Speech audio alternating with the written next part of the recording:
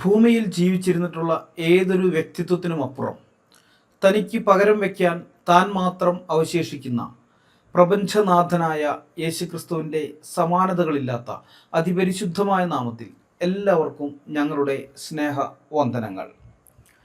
വീഡിയോയുടെ വിഷയത്തിലേക്ക് പ്രവേശിക്കുന്നതിന് മുൻപ് ഒരു കമൻറ്റിനുള്ള മറുപടി പറയട്ടെ. ഖുർആൻ എന്നുച്ചരിക്കാതെ ഖുറാൻ എന്ന് ഞാൻ ഉച്ചരിക്കുന്നത് പരിഹസിക്കാൻ വേണ്ടിയാണ് എന്ന് സ്വന്തം പേര് വെളിപ്പെടുത്താൻ പോലും ധൈര്യമില്ലാത്ത ഒരു മുസ്ലിമിൻ്റെ കമൻറ്റ് ഞാൻ കാണുകയുണ്ടായി. അത്തരം തക്കിയകളൊക്കെ കയ്യിൽ വെച്ചാൽ മതി. ഇംഗ്ലീഷിലും മറ്റു പല യൂറോപ്യൻ ഭാഷകളിലും ഇക്കൂട്ടർ ഖുറാൻ എന്ന് പറഞ്ഞുകൊണ്ട് തന്നെയാണ് ഖുറാൻ ഇറക്കുന്നത്. ഗൂഗിളിൽ നിങ്ങൾ സെർച്ച് ചെയ്താൽ ഖുറാൻ എന്ന പേരിൽ ഇവർ ഇറക്കിയിട്ടുള്ള പല ഖുറാൻ വേർഷൻസ് കാണാം. സായിപ്പിനെ കാണുമ്പോൾ കവാത്ത് മറക്കുന്നവരായതുകൊണ്ടാണോ എന്തോ സായിപ്പിനെ മതം മാറ്റാൻ വേണ്ടി ഇംഗ്ലീഷിലേക്കും മറ്റ് യൂറോപ്യൻ ഭാഷകളിലേക്കും ഖുറാൻ തർജ്ജമ ചെയ്യുമ്പോൾ ഇവന്മാർക്ക് അറബി ഉച്ചാരണമൊന്നും നിർബന്ധമല്ല, ഇംഗ്ലീഷ് ഉച്ചാരണം മതി, ഒരു കുഴപ്പമില്ല. പക്ഷെ മലയാളികളുടെ അടുക്കൽ വരുമ്പോൾ അറബി അതിൻ്റെ ശുദ്ധമായ രൂപത്തിൽ തന്നെ നമ്മൾ പറയണമെന്ന് ഇവന്മാർ നിർബന്ധം പിടിക്കുകയും ചെയ്യും. ഇത് ഇരട്ടത്താപ്പല്ലേ അല്ലേ? ആ ഇരട്ടത്താപ്പിന് നിന്ന് തരാൻ എനിക്ക് സൗകര്യമില്ല. ഇംഗ്ലീഷുകാർ ഖുറാൻ എന്ന് പറയുന്നതിൽ നിങ്ങൾക്ക് ബുദ്ധിമുട്ടൊന്നുമില്ലെങ്കിൽ ഖുറാൻ എന്ന് പറഞ്ഞുകൊണ്ട് തന്നെ അവരുടെ ഭാഷയിലേക്ക് നിങ്ങളുടെ ഈ പുസ്തകം നിങ്ങൾക്ക് വിവർത്തനം ചെയ്യാൻ ഒരു പ്രയാസവും ഇല്ലെങ്കിൽ, മലയാളിയായ ഞാൻ ഖുറാൻ എന്ന് പറയുന്നത് കേൾക്കുമ്പോൾ നിങ്ങൾക്ക് ബുദ്ധിമുട്ടുണ്ടാകേണ്ട യാതൊരു ആവശ്യവും ഇല്ല. മനസ്സിലായ? ഇനിയും നിങ്ങൾക്ക് അങ്ങനെ വല്ല ബുദ്ധിമുട്ട് വരികയാണെങ്കിൽ, കുരു പൊട്ടിയിട്ട് അങ്ങനെ വല്ല വിഷമം വരികയാണെങ്കിൽ മാറിയിരുന്ന് കരഞ്ഞോ, അത്രേ പറയാനുള്ളൂ. ഓക്കെ, നമുക്കിനി വിഷയത്തിലേക്ക് കടക്കാം. ഒരു രാജ്യത്തിൻ്റെ നിലനിൽപ്പിന് അടിസ്ഥാനമായിരിക്കുന്നത് എന്താണ്? ഇത് വളരെ പ്രധാനപ്പെട്ട ഒരു ചോദ്യമാണ്. അതിൻ്റെ ഉത്തരം ആ രാജ്യത്ത് ജീവിക്കുന്ന ജനങ്ങൾക്കിടയിലുള്ള സമാധാനവും പരസ്പര വിശ്വാസവും നിയമവ്യവസ്ഥയോടുള്ള ബഹുമാനവും അനുസരണവും എന്നതാണ്. അതാണ് ഏതൊരു രാഷ്ട്രത്തിൻ്റെയും നിലനിൽപ്പിന് ആധാരമായിരിക്കുന്നത്.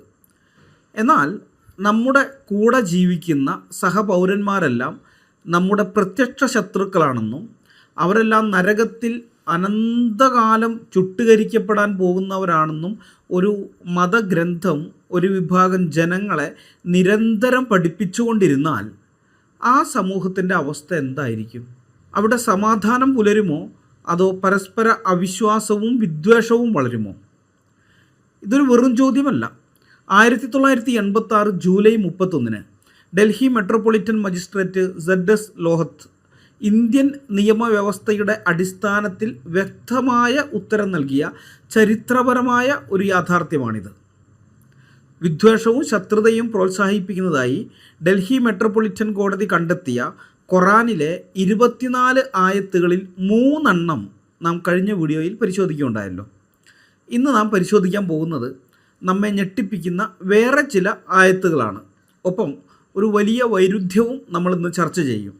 തന്നെ പ്രത്യക്ഷ ശത്രുവായി പ്രഖ്യാപിക്കുകയും നരകത്തിലെ വെറും ഒരു വിറകുകൊള്ളിയായി ചുട്ടുകരിക്കുമെന്ന് താക്കീത് ചെയ്യുകയും ചെയ്യുന്ന അതേ മതത്തിന് വേണ്ടി, അതേ പുസ്തകത്തിന് വേണ്ടി യാതൊരു ഉളുപ്പുമില്ലാതെ സമാധാനത്തിൻ്റെ സർട്ടിഫിക്കറ്റ് കൊടുക്കുകയും മറ്റ് ചിലരെ ഇസ്ലാമോഫോബുകളായി മുദ്ര കുത്തുകയും ചെയ്യുന്ന കപട മതേതരവാദികളുടെ ആത്മഹത്യാപരമായ ഗതികേട് കൂടി ഈ വീഡിയോയിൽ തുറന്നു കാട്ടുന്നുണ്ട്. നിങ്ങൾ വീഡിയോ മുഴുവനായും കാണുക, ചിന്തിക്കുക. കാരണം ചിന്തിക്കുന്നവർക്കേ ആ കുന്ത്രാണ്ടമുള്ളൂ. ഏതാണ്? ദൃഷ്ടാന്തം ഉണ്ടാവുകയുള്ളൂ. അപ്പോൾ ചിന്തിക്കുക. 1986 July 31 Delhi metropolitan magistrate ZS ലോഹത്ത് പുറപ്പെടുവിച്ച വിദ്വേഷം, വഞ്ചന, ചതി, ശത്രുത, ദുഷ്ടത, കലഹം, കവർച്ച, കൊലപാതകം, വെറുപ്പ് എന്നിവയെല്ലാം പ്രോത്സാഹിപ്പിക്കുന്നതായി കണ്ടെത്തിയ ഖുറാനിലെ 24 ആയത്തുകളിൽ 2 ആയത്തുകളാണ് ഈ കഴിഞ്ഞ വീഡിയോയിൽ നമ്മൾ വിശകലനം ചെയ്തതുപോലെ തന്നെ ഈ വീഡിയോയിലും വിശകലനം ചെയ്യാൻ പോകുന്നത്. മനുഷ്യരുടെ സമാധാന ജീവിതത്തിന് ഭീഷണിയായി ഡൽഹി മെട്രോപൊളിറ്റൻ മജിസ്ട്രേറ്റ് ZS ലോഹത്ത് കണ്ടെത്തിയ അടുത്ത ആയത്ത് സൂറ 4 101 ആണ്. 4:101. നിങ്ങൾ ഭൂമിയിൽ യാത്ര ചെയ്യുകയാണെങ്കിൽ സത്യനിഷേധികൾ നിങ്ങൾക്ക് നാശം വരുത്തുമെന്ന് നിങ്ങൾ ഭയപ്പെടുന്ന പക്ഷം നമസ്കാരം ചുരുക്കി നിർവഹിക്കുന്നതിൽ നിങ്ങൾക്ക് കുറ്റമില്ല. തീർച്ചയായും സത്യനിഷേധികൾ നിങ്ങളുടെ പ്രത്യക്ഷ ശത്രുക്കളാകുന്നു. സൂറ 4:101. ഇത് യുദ്ധങ്ങൾക്കും യാത്രകൾക്കുമായി പോകുന്ന സമയത്ത്, മുസ്ലിങ്ങൾ പോകുന്ന സമയത്ത് അമുസ്ലിങ്ങളുടെ ആക്രമണം ഭയക്കുന്നുണ്ടെങ്കിൽ അവരുടെ ആ പ്രാർത്ഥനകൾ, നിസ്കാരമുണ്ടല്ലോ, അത് ചുരുക്കി നിസ്കരിക്കാൻ അനുവാദം നൽകിക്കൊണ്ട് ഇറങ്ങിയതാണ് സൂറ അൻ-നിസായിലെ ഈ ആയത്ത്. ഇവിടെ പ്രാർത്ഥന ചുരുക്കുന്നതിലല്ല പ്രശ്നം. അത് ചുരുക്കുക നീട്ട് എന്ത് വേണമായിരിക്കും, ബാക്കിയുള്ളവർക്ക് ശല്യം ഉണ്ടാവാണ്ടിരുന്നാൽ മതി, അതല്ല പ്രശ്നം. ഇവിടെ ആ ആയത്തിൻ്റെ അവസാന ഭാഗത്താണ് കോടതി അപകടം കാണുന്നത്. തീർച്ചയായും സത്യനിഷേധികൾ നിങ്ങളുടെ പ്രത്യക്ഷ ശത്രുക്കളാകുന്നു. ഇതാണ് കോടതി ചൂണ്ടിക്കാണിച്ച ആ വിദ്വേഷത്തിൻ്റെ അടിസ്ഥാനം. ഭൂമിയിലുള്ള മുഴുവൻ അമുസ്ലിങ്ങളെയും സത്യനിഷേധികളെന്നും തങ്ങളുടെ പ്രത്യക്ഷ ശത്രുക്കളെന്നും മുദ്ര കുത്തുകയാണ് ഈ ആയത്ത്. മുസ്ലിം കുടുംബത്തിൽ ജനിച്ചു വീഴുന്ന ഓരോ കുട്ടിയുടെയും തലച്ചോറിലേക്ക് മറ്റ് മതങ്ങളിൽപ്പെട്ടവർ നിന്റെ ശത്രുവാണെന്ന് ഇൻജക്റ്റ് ചെയ്യുന്ന വരികളാണിത്. അമുസ്ലിങ്ങളെ എക്കാലത്തും ശത്രുക്കളായി മാത്രം കാണാൻ പഠിപ്പിക്കുന്ന ഈ ഗ്രന്ഥം മനുഷ്യർക്കിടയിൽ വെറുപ്പും വിദ്വേഷവും മാത്രമേ വളർത്തുകയുള്ളൂ എന്ന മജിസ്ട്രേറ്റിൻ്റെ ചരിത്രപരമായ നിരീക്ഷണത്തെ പൂർണ്ണമായും സാധൂകരിക്കുന്നതാണ് ഈ ആയത്ത്. ഇസ്ലാം മതത്തിൽ വിശ്വസിക്കാത്ത ലോകത്തുള്ള മുഴുവൻ മനുഷ്യരെക്കുറിച്ചും അല്ലാഹു മുസ്ലിങ്ങളോട് പറയുന്നത് അവരെല്ലാവരും നിങ്ങളുടെ പ്രത്യക്ഷ ശത്രുക്കളാണെന്നാണ്. ഒരു ബഹുസ്വര സമൂഹത്തിൽ ജീവിക്കുമ്പോൾ ഒരു പ്രത്യേക മതവിഭാഗത്തിലുള്ളവർ ഒഴികെ ബാക്കി എല്ലാവരും തങ്ങളുടെ ശത്രുക്കളാണെന്ന തരത്തിലുള്ള ആശയങ്ങൾ പരസ്യമായി പ്രചരിപ്പിക്കുന്നത് സമൂഹത്തിലെ സമാധാനപരമായ അന്തരീക്ഷത്തെയും പരസ്പര വിശ്വാസത്തെയും തകർക്കുന്ന ഒന്നാണ്. ഇന്ത്യൻ നിയമപ്രകാരം ഇത് ഏതൊക്കെ വകുപ്പുകളുടെ ലംഘനമാണെന്ന് പറയാം. 1. മതവിഭാഗങ്ങൾക്കിടയിൽ പരസ്പര വിദ്വേഷം വളർത്തൽ. IPC section 153A. ഈ 153A എന്നുള്ളത് ഇപ്പോഴത്തെ ഭാരതീയ ന്യായ സംഹിതയുണ്ടല്ലോ, അതെ, ഇതാണ് ഭാരതീയ ന്യായ സംഹിത എന്ന് പറയുന്നത്. കണ്ടല്ലോ, ഭാരതീയ ന്യായ സംഹിത. ഇതാ വായിച്ചോ, മലയാളത്തിൽ തന്നെ ഉണ്ട്, ഇതാ കണ്ടില്ലേ, ഭാരതീയ ന്യായ സംഹിത. അപ്പോൾ ഇതിൽ ഈ BNSൽ ഇത് 153A എന്നുള്ളത് ഇപ്പോൾ 196 നിങ്ങളുടെ കയ്യിൽ ഈ പുസ്തകം ഉണ്ടെങ്കിൽ നിങ്ങൾ 153A നോക്കിയാൽ കിട്ടില്ല, 196 നോക്കിയാൽ കിട്ടും. ഞാൻ ഈ പറയുന്നത് മതം, വർഗം, ജന്മസ്ഥലം, വാസസ്ഥലം, ഭാഷ മുതലായവയുടെ അടിസ്ഥാനത്തിൽ വ്യത്യസ്ത സമൂഹങ്ങൾ തമ്മിൽ ശത്രുത വളർത്തുന്നതും സൗഹാർദ്ദത്തിൻ്റെ നിലനിൽപ്പിന് ഭംഗം വരുത്തുന്ന കൃത്യങ്ങൾ ചെയ്യുന്നതും അതാണ് ഈ വകുപ്പിൽ വരുന്നത്. അതായത് വിവിധ മതവിഭാഗങ്ങൾക്കിടയിൽ പരസ്പരം വിദ്വേഷമോ ശത്രുതയോ വൈരാഗ്യമോ ഉണ്ടാക്കുന്ന തരത്തിലുള്ള പ്രസ്താവനകൾ നടത്തുകയോ എഴുത്തുകളിലൂടെയോ അല്ലെങ്കിൽ ദൃശ്യങ്ങളിലൂടെയോ അത് പ്രചരിപ്പിക്കുകയോ ചെയ്യുന്നത് ഈ വകുപ്പ് പ്രകാരം 3 വർഷം വരെ തടവ് ലഭിക്കാവുന്ന കടുത്ത കുറ്റമാണ്. ഇനി ഇത് ആരാധനാലയങ്ങളിലോ മതപരമായ ചടങ്ങുകൾ നടത്തുന്നിടത്തോ വെച്ചാണ് ഈ കുറ്റം ചെയ്യുന്നതെങ്കിൽ ശിക്ഷ 5 വർഷം വരെയാകും. ഞാൻ കഴിഞ്ഞ വീഡിയോയിൽ പറഞ്ഞിരുന്നു, ഇത് മുസ്ലിങ്ങളെ മാത്രം ലക്ഷ്യം വെച്ചുകൊണ്ടാണ് IPCയിൽ മെക്കാളെ എഴുതി ചേർത്തത്. കാരണം ഇവർ ഈ പള്ളിയിൽ പ്രസംഗിക്കുന്ന സമയത്ത് ഇത്തരം ആയത്തുകളെല്ലാം വെച്ച് ആളുകളെ പിരികേറ്റിയിട്ട് കലാപത്തിന് ആഹ്വാനം ചെയ്യുന്നത് അക്കാലത്ത് സ്ഥിരം പരിപാടിയായിരുന്നു. ജിഹാദ് ജിഹാദ് ജിഹാദ് എന്നും പറഞ്ഞ് ധാരാളം ആളുകളുടെ ജീവൻ ഇവർ കളഞ്ഞിട്ടുണ്ട്. അപ്പോൾ അതുകൊണ്ട് അങ്ങനെ ഉസ്താദ് അവിടെ നിന്ന് പ്രസംഗിച്ചിട്ട് ഇവരെ ഇളക്കി വിടുകയുള്ളൂ. ഉസ്താദ് വീട്ടിലിരിക്കും, ഒന്നും സംഭവിക്കാൻ പോകുന്നില്ല. അപ്പോൾ അങ്ങനെ ഇളക്കി വിടുന്നവന്മാരെ അകത്ത് കയറ്റാൻ വേണ്ടിയിട്ടാണ്, അവരെ പിടിച്ചകത്തിടാൻ വേണ്ടിയിട്ടാണ് ഈ 5 വർഷം എന്നുള്ളത് കൂട്ടിവെച്ചിരിക്കുന്നത് ഇവിടെ. അപ്പോൾ ഇവിടെ ഈ വകുപ്പിൻ്റെ ലംഘനം എന്താണ്? ഒരു ജനവിഭാഗത്തെ മുഴുവൻ തങ്ങളുടെ പ്രത്യക്ഷ ശത്രുക്കളെന്ന് മുദ്ര കുത്തുന്നത് സമൂഹത്തിൽ വലിയ തോതിലുള്ള ചേരിതിരിവിനും പരസ്പരമുള്ള അവിശ്വാസത്തിനും കാരണമാകും. ഇത് IPC 153A പരിധിയിൽ വരുന്നതാണ്. ഈ വകുപ്പിൽ വരുന്ന കുറ്റം പോലീസിന് നേരിട്ട് അന്വേഷിക്കാനും വാറണ്ടില്ലാതെ അറസ്റ്റ് ചെയ്യാൻ കഴിയുന്നതും ജാമ്യം അനുവദിക്കാത്തതും ഒത്തുതീർപ്പാക്കാൻ കഴിയാത്തതും 1-ാം ക്ലാസ് മജിസ്ട്രേറ്റിനാൽ വിചാരണ ചെയ്യാവുന്നതുമായ കുറ്റമാണ്. സമാധാനം പ്രചരിപ്പിക്കുന്ന പുസ്തകമാണെന്ന് രാഹുൽ ഈശ്വർ വാദിക്കുന്ന, കിട്ടുന്ന വേദികളിലെല്ലാം പരിശുദ്ധം എന്ന് ചേർത്ത് മാത്രം രാഹുൽ ഈശ്വർ വിളിക്കുന്ന പുസ്തകമാണല്ലോ ഈ ഖുറാൻ എന്ന് പറയുന്നത്. ആ ഖുറാനിലെ സൂറ 4ന്റെ 101 ഉണ്ടല്ലോ, ആ ആയത്ത് ഇന്ത്യയിൽ ഏതെങ്കിലും മോസ്കിൽ നിന്നുകൊണ്ട് ഉസ്താദ് പ്രസംഗിച്ചാൽ വാറണ്ടില്ലാതെ പോലീസിന് പിടിച്ചുകൊണ്ട് പോകാം, പിന്നെ ജാമ്യം പോലും കിട്ടില്ല, കേസ് കോടതിക്ക് പുറത്ത് ഒത്തുതീർപ്പാക്കാനും പറ്റില്ല. അത്ര ഗുരുതരമായ നിയമലംഘനമാണ് ആ ആയത്ത്. ഇനി രണ്ടാമത്തത്, ദേശീയ ഒരുമയ്ക്കും ഐക്യത്തിനും ഭംഗം വരുത്തൽ. IPC 153B. ഇത് BNSൽ സെക്ഷൻ 197 ഈ വകുപ്പിനെക്കുറിച്ച് 153B എന്ന വകുപ്പിനെക്കുറിച്ച് ഞാൻ കഴിഞ്ഞ വീഡിയോയിൽ പറഞ്ഞതാണ്. ദേശീയോദ്ഗ്രഥനത്തിന് ഭംഗം വരുത്തുന്ന, ജനങ്ങളുടെ ഐക്യം തകർക്കുന്ന പ്രസ്താവനയോ പ്രവൃത്തിയോ ഈ വകുപ്പിൽ വരും. ഭാരതത്തിലെ ഏതെങ്കിലും ഒരു വിഭാഗം പൗരന്മാർക്ക് അവരുടെ മതം അല്ലെങ്കിൽ വംശം കാരണം രാജ്യത്തോട് കൂറില്ലെന്നോ അവർ മറ്റുള്ളവരുടെ ശത്രുക്കളാണെന്നോ ഉള്ള തരത്തിൽ പ്രസ്താവനകൾ നടത്തുന്നത് ഈ വകുപ്പിൻ്റെ പരിധിയിൽ വരും. കുറ്റം തെളിയിക്കപ്പെട്ടാൽ 3 വർഷം വരെ തടവോ പിഴയോ അല്ലെങ്കിൽ 2 കൂടിയോ ലഭിക്കാം. ഇനി ആരാധനാലയങ്ങളിലാണെന്നുണ്ടെങ്കിൽ ഇത് 5 വർഷം വരെ തടവും പിഴയും കിട്ടും. ഈ വകുപ്പ് നേരത്തെ പറഞ്ഞതുപോലെ പോലീസിന് നേരിട്ട് അന്വേഷിക്കാനും വാറണ്ടില്ലാതെ അറസ്റ്റ് ചെയ്യാൻ കഴിയുന്നതും ജാമ്യം അനുവദിക്കാത്തത്, ഒത്തുതീർപ്പാക്കാൻ കഴിയാത്തത് 1-ാം ക്ലാസ് മജിസ്ട്രേറ്റിനാൽ വിചാരണ ചെയ്യാവുന്നതുമായിട്ടുള്ള കുറ്റമാണ്.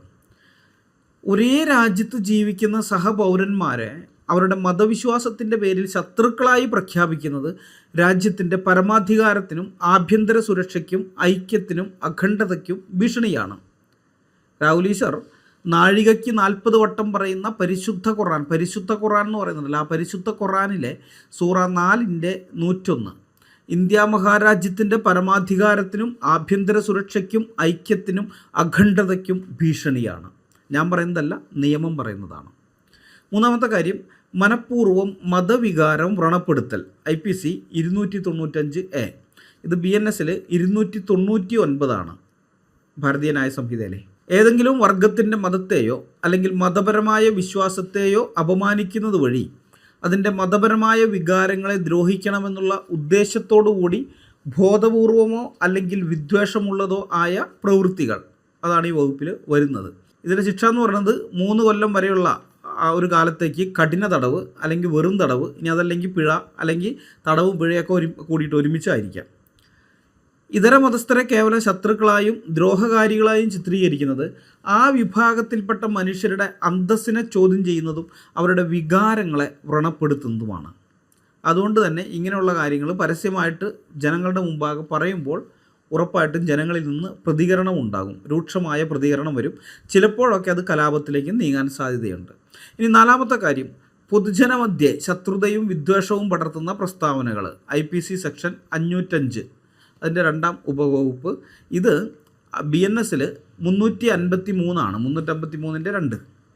മനുഷ്യവർഗങ്ങൾക്കിടയിൽ വിരോധം, വെറുപ്പ്, വിദ്വേഷം മുതലായവ ഉണ്ടാക്കുന്നതോ പുലർത്തുന്നതോ ആയ പ്രസ്താവന, അതാണ് ഈ വകുപ്പിൽ വരുന്നത്. 3 വർഷം വരെയുള്ള ഒരു കാലത്തേക്ക് കഠിന തടവോ അല്ലെങ്കിൽ വെറും തടവോ അല്ലെങ്കിൽ പിഴയോ അല്ലെങ്കിൽ തടവും പിഴയും കൂടിയോ, ഇതാണ് ഇതിൻ്റെ ശിക്ഷ. ആധുനിക ജനാധിപത്യ ഇന്ത്യയിൽ ഒരു വ്യക്തിയോ സംഘടനയോ ഈ ആയത്ത് ഉപയോഗപ്പെടുത്തി അമുസ്ലിങ്ങളെല്ലാം മുസ്ലിങ്ങളുടെ എക്കാലത്തെയും പ്രത്യക്ഷ ശത്രുക്കളാണ് എന്ന രീതിയിൽ പൊതുസമൂഹത്തിൽ വ്യാഖ്യാനിക്കുകയോ പ്രചരിപ്പിക്കുകയോ ചെയ്താൽ അത് ഇന്ത്യൻ ശിക്ഷാ നിയമപ്രകാരം വിദ്വേഷത്തിൻ്റെയോ, അതായത് ഹേറ്റ് സ്പീച്ച് ഉണ്ടല്ലോ, ആ ഹേറ്റ് സ്പീച്ചിൻ്റെ അല്ലെങ്കിൽ ലഹളയ്ക്കുള്ള പ്രേരണയുടെയോ പരിധിയിൽ വരും. അങ്ങനെയാണ് വരിക. അപ്പം അതുകൊണ്ട് തന്നെ ഇതൊക്കെ പ്രസംഗിച്ച ഉസ്താദുമാർക്കെതിരെ കർശനമായ ക്രിമിനൽ നടപടികൾ സ്വീകരിക്കപ്പെടുകയും ചെയ്യും. അത് നല്ല ആർജവമുള്ള ഭരണാധികാരികൾ വേണം.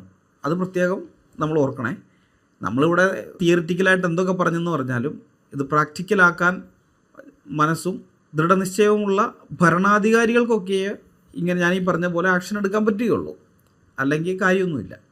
ഏതായാലും ചുരുക്കം പറഞ്ഞാൽ ഏതൊരു ഗ്രന്ഥമായാലും അതിലെ പരാമർശങ്ങൾ ഒരു ബഹുസ്വര സമൂഹത്തിൻ്റെ സമാധാനവും ഐക്യവും തകർക്കുന്ന രീതിയിൽ വ്യാഖ്യാനിക്കപ്പെടുകയും പ്രചരിപ്പിക്കപ്പെടുകയും ചെയ്യുമ്പോൾ അത് രാജ്യത്തെ നിയമവ്യവസ്ഥയോടുള്ള തുറന്ന വെല്ലുവിളിയായി മാറുകയാണ്. 1986 ഡൽഹി മെട്രോപൊളിറ്റൻ മജിസ്ട്രേറ്റ് നടത്തിയ ചരിത്രപരമായ നിരീക്ഷണങ്ങൾ വിരൽ ചൂണ്ടുന്നത് ഈ അപകടത്തിലേക്കാണ്.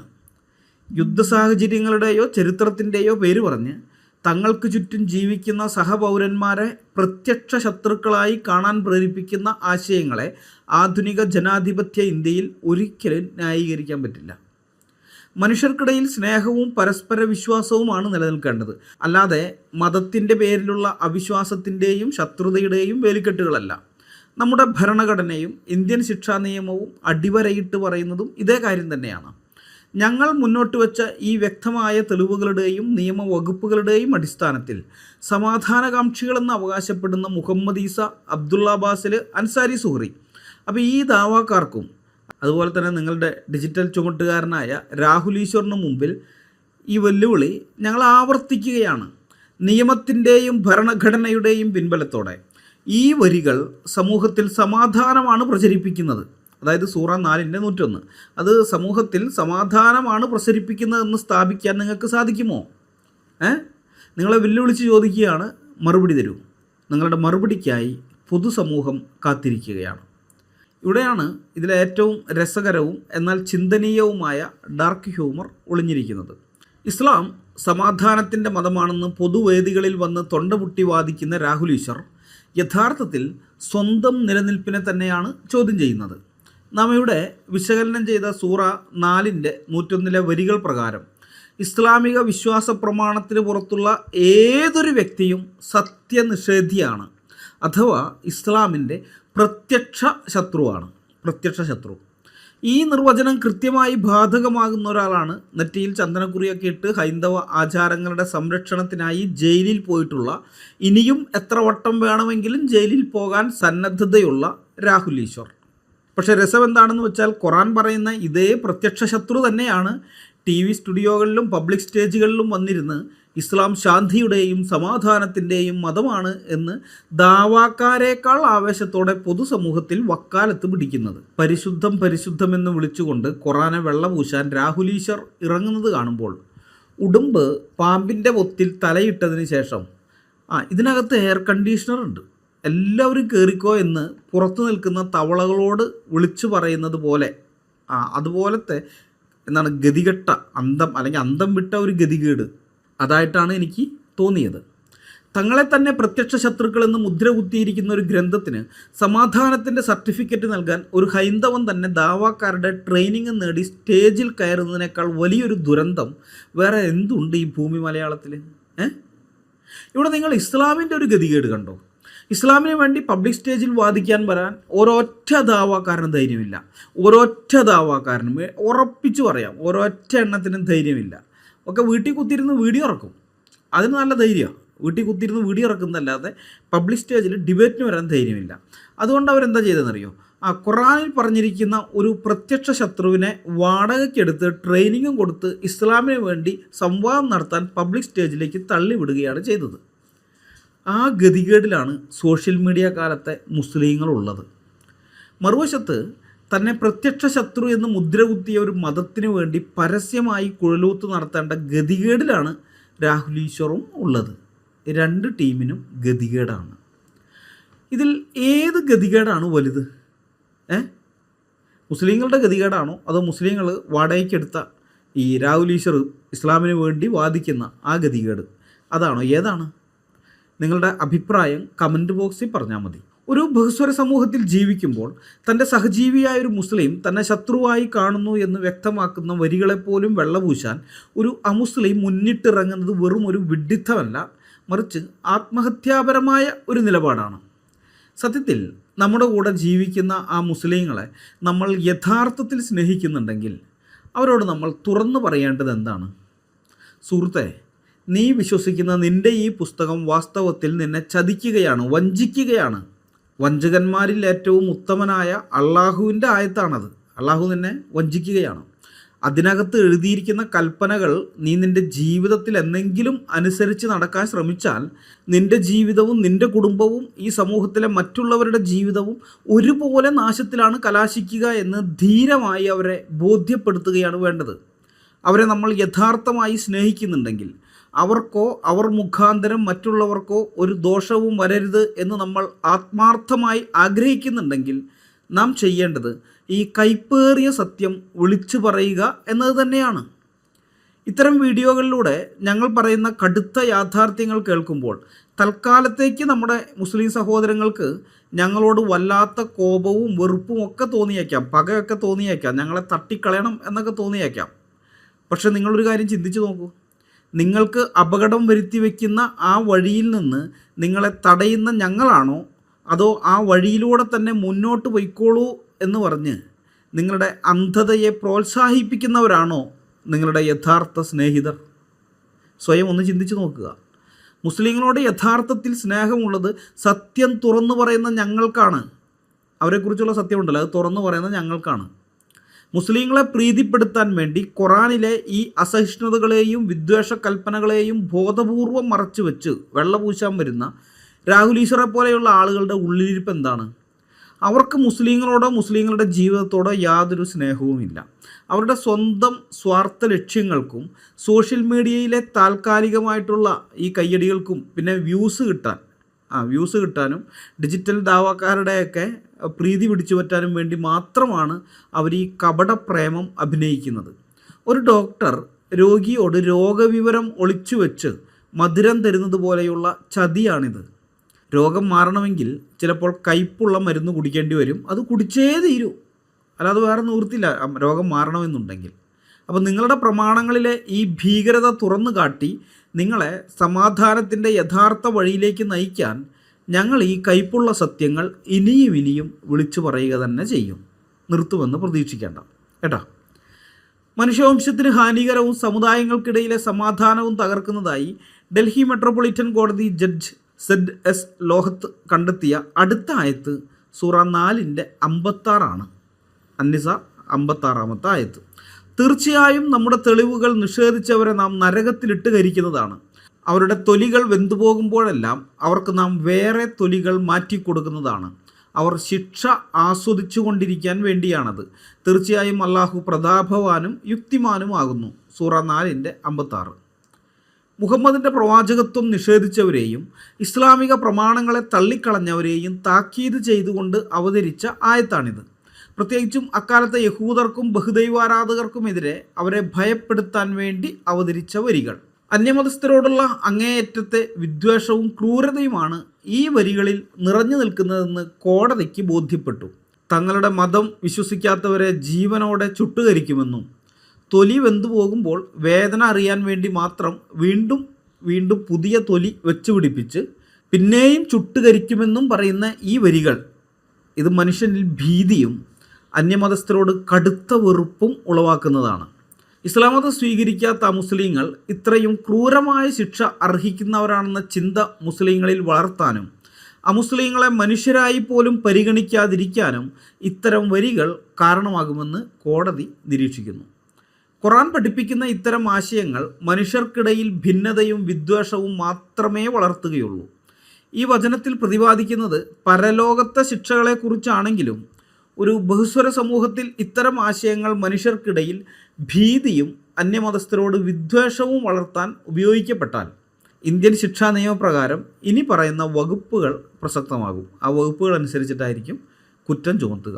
1. മതവിഭാഗങ്ങൾക്കിടയിൽ പരസ്പര വിദ്വേഷം വളർത്തൽ IPC 153A, BNS 196(1). അതായത് വിവിധ മതവിഭാഗങ്ങളിൽപ്പെട്ട ജനങ്ങൾക്കിടയിൽ പരസ്പരം വിദ്വേഷമോ ശത്രുതയോ വൈരാഗ്യമോ ഉണ്ടാക്കുന്ന തരത്തിലുള്ള ആശയങ്ങൾ പ്രചരിപ്പിക്കുന്നത് ഈ വകുപ്പ് പ്രകാരം കുറ്റകരമാണ്. അപ്പോൾ ഇതിൻ്റെ നിയമലംഘനം എങ്ങനെയാണെന്നറിയോ? തങ്ങളുടെ മതം വിശ്വസിക്കാത്തവർ ക്രൂരമായ ശാരീരിക പീഡനങ്ങൾക്ക് ഇരയാകേണ്ടവരാണെന്ന ആശയം പൊതുസമൂഹത്തിൽ പ്രചരിപ്പിക്കുന്നത് ഒരു പ്രത്യേക വിഭാഗത്തിന് ഇതര മതസ്ഥരോട് കടുത്ത വെറുപ്പും അകൽച്ചയും ഉണ്ടാക്കാൻ കാരണമായി. ഇത് സമൂഹത്തിലെ സൗഹാർദ്ദാന്തരീക്ഷം തകർക്കുന്നതിനാൽ IPC 153A പരിധിയിൽ വരും. രണ്ടാമത്തെ കാര്യം മനഃപൂർവ്വം മതവികാരം വ്രണപ്പെടുത്തൽ IPC 295A അല്ലെങ്കിൽ BNS, അത് ഭാരതീയ ന്യായ സംഹിത 299. ഏതെങ്കിലും വർഗത്തിൻ്റെ മതത്തെയോ അല്ലെങ്കിൽ മതപരമായ വിശ്വാസത്തെയോ അപമാനിക്കുന്നത് വഴി അതിൻ്റെ മതപരമായ വികാരങ്ങളെ ദ്രോഹിക്കണമെന്നുള്ള ഉദ്ദേശത്തോടു കൂടി ബോധപൂർവമോ അല്ലെങ്കിൽ വിദ്വേഷമുള്ളതോ ആയ പ്രവൃത്തികൾ, അതാണ് ഈ വകുപ്പിൻ്റെ കീഴിൽ വരിക.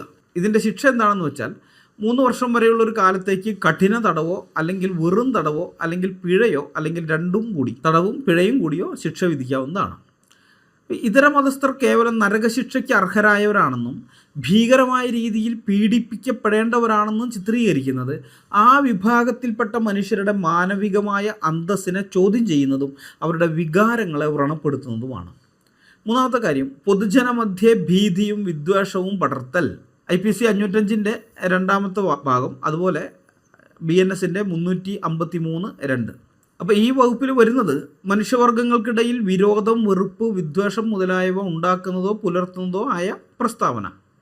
ഇത് 3 വർഷം തടവും പിഴയും ശിക്ഷയാണ്. എന്നാൽ ഇത് ആരാധനാ സ്ഥലത്ത്, പള്ളിയിലോ അതുപോലെയുള്ള ഇടങ്ങളിലോ വെച്ച് മതപരമായ കാര്യങ്ങൾ ചെയ്യുന്നിടത്താണ് ഈ പ്രസംഗം വന്നിരിക്കുന്നതെങ്കിൽ, ഇങ്ങനെയുള്ള കാര്യം പ്രസംഗിച്ചതെങ്കിൽ 5 വർഷം വരെ തടവും പിഴയും ശിക്ഷ കിട്ടും. അങ്ങനെയുള്ള വകുപ്പാണത്. മതം മാറാത്തവർ ക്രൂരമായി ചുട്ടുകരിക്കപ്പെടുമെന്ന തരത്തിലുള്ള കടുത്ത താക്കീതുകൾ ജനങ്ങളിൽ ഭീതിയും പരസ്പര വിദ്വേഷവും ഉണ്ടാക്കാൻ കാരണമാകുമെന്ന് ചൂണ്ടിക്കാണിക്കപ്പെട്ടാൽ ഈ വകുപ്പ് അവിടെ ബാധകമാകും. ഇതേ കോടതി വരുമ്പോൾ ഇത് ഇന്ന വകുപ്പിൻ്റെ ലംഘനം എന്ന് പറഞ്ഞ് അവിടെ കോടതിയിൽ പ്രതിക്കൂട്ടിൽ നിൽക്കേണ്ടിയും വരും, എന്നിട്ട് ജയിലിലേക്കും പോകേണ്ടി വരും. വാസ്തവത്തിൽ അത് വിദ്വേഷ പ്രസംഗത്തിൻ്റെ പരിധിയിൽ വരികയും മുമ്പേ പറഞ്ഞ ഭാരതീയ ന്യായ സംഹിതയിലെ പല വകുപ്പുകൾ പ്രകാരം കൊടുത്ത ക്രിമിനൽ നടപടികൾക്ക് കാരണമാവുകയും ചെയ്യും. സ്വന്തം കഴുത്തറുക്കാൻ പോകുന്ന കത്തിക്ക് മൂർച്ച കൂട്ടിക്കൊടുക്കുക എന്നൊരു പഴഞ്ചൊല്ലുണ്ട് മലയാളത്തിൽ. ഇതിനേക്കാൾ കൃത്യമായി രാഹുൽ ഈശ്വറിൻ്റെ ഇപ്പോഴത്തെ അവസ്ഥയെ വിശേഷിപ്പിക്കാൻ വേറൊരു വാചകമില്ല. സൂറ 4:56 അതിലെ വരികൾ വെച്ച് നോക്കിയാൽ ഇസ്ലാമിൽ വിശ്വസിക്കാത്തതിൻ്റെ പേരിൽ നാളെ പരലോകത്ത് അല്ലാഹുവിനാൽ നരകത്തിലിട്ട് കരിക്കപ്പെടാൻ പോകുന്ന വ്യക്തിയാണ് രാഹുൽ ഈശ്വർ. മനസ്സിലായ? അങ്ങനെയാണ് രാഹുൽ ഈശ്വറിൻ്റെ സ്ഥാനം.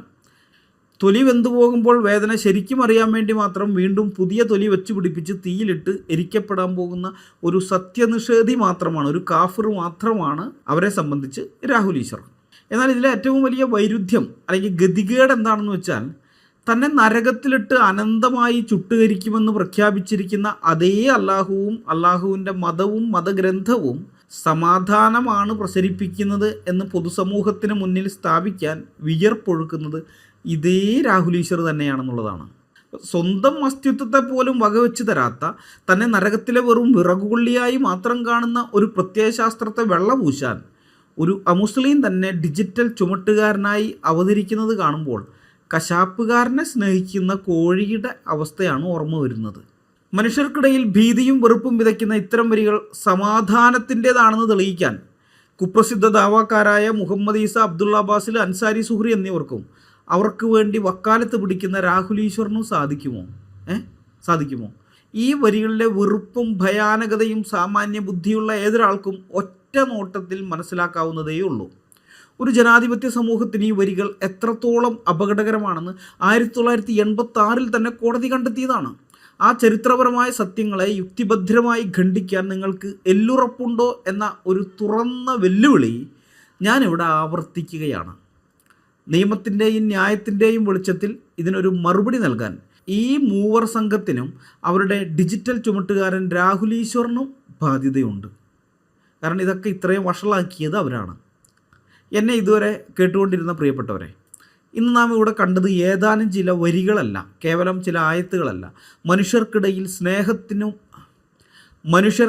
സ്നേഹത്തിന് പകരം വെറുപ്പും വിശ്വാസത്തിന് പകരം അവിശ്വാസവും കുത്തിവെക്കുന്ന കൃത്യമായ ഒരു അജണ്ടയുടെ നേർചിത്രമാണ്. ഒരു ബഹുസ്വര സമൂഹത്തിൽ ഒന്നിച്ച് ജീവിക്കുമ്പോൾ മതത്തിൻ്റെയോ വിശ്വാസത്തിൻ്റെയോ പേരിൽ സഹജീവികളെ ശത്രുക്കളായി കാണാൻ പഠിപ്പിക്കുന്നത് ഇന്ത്യൻ ശിക്ഷാ നിയമപ്രകാരവും ഭാരതീയ ന്യായ സംഹിത പ്രകാരവും എത്രത്തോളം ഗുരുതരമായ കുറ്റമാണെന്ന് നാം അക്കമിട്ട് കണ്ടു.